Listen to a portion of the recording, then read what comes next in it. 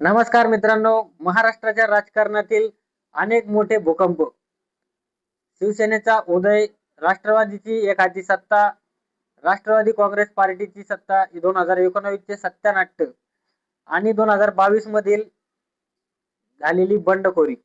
आज आपण 1960 पासून ते आजपर्यंत झालेल्या राजकारणाचा संपूर्ण प्रवास जाणून घेणार आहोत. 1 मे 1960 रोजी संयुक्त महाराष्ट्राच्या चळवळीच्या यशानंतर महाराष्ट्र राज्याची स्थापना झाली आणि स्वतंत्र मराठी मुंबईसह मराठी भाषिकांचं स्वतंत्र राज्य स्थापन झालं. या स्वातंत्र्याचा लढा अनेक दशकांपासून चालू होता. यशवंतराव चव्हाण हे महाराष्ट्राचे पहिले मुख्यमंत्री बनले आणि अनेक वर्ष काँग्रेसने महाराष्ट्राच्या राजकारणावर वर्चस्व राखले. 1966 मध्ये बाळासाहेब ठाकरे यांनी शिवसेनेची स्थापना केली. सुरुवातीला मराठी माणसाच्या हक्कासाठी बनलेली शिवसेना पुढे चालून राजकीय खूप मोठी शक्ती बनली. मुंबईसह ठाणे परिसरात तिचा झपाट्याने प्रभाव वाढला. महाराष्ट्राच्या राजकारणातील आणखी एक मोठा चेहरा म्हणजे शरद पवार. 1999 मध्ये यांनी राष्ट्रवादी काँग्रेस पक्षाची स्थापना केली. महाराष्ट्रात त्यांनी अनेक वर्ष सत्ता चालवली आणि काँग्रेस पार्टी आणि राष्ट्रवादी काँग्रेस यांनी अनेक वर्ष महाराष्ट्राच्या राजकारणावर आघाडी सरकार चालवलं.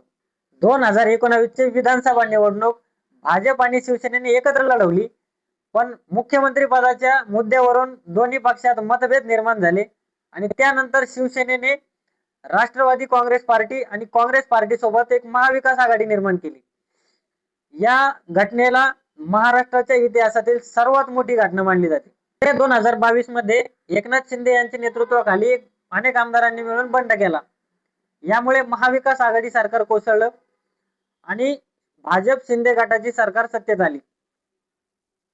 महाराष्ट्राच्या राजकारणातील हा एक मोठा भूकंप ठरला.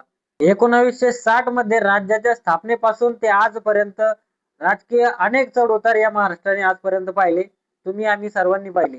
काँग्रेसचे वर्चस्व, शिवसेनेची स्थापना, राष्ट्रवादी काँग्रेसची स्थापना आणि 2019 चा सत्यानाट्य, 2022 चा बंड, या अशा अनेक घटनांनी महाराष्ट्राच्या राजकारणाचा चेहरा मोहरा बदलून टाकला.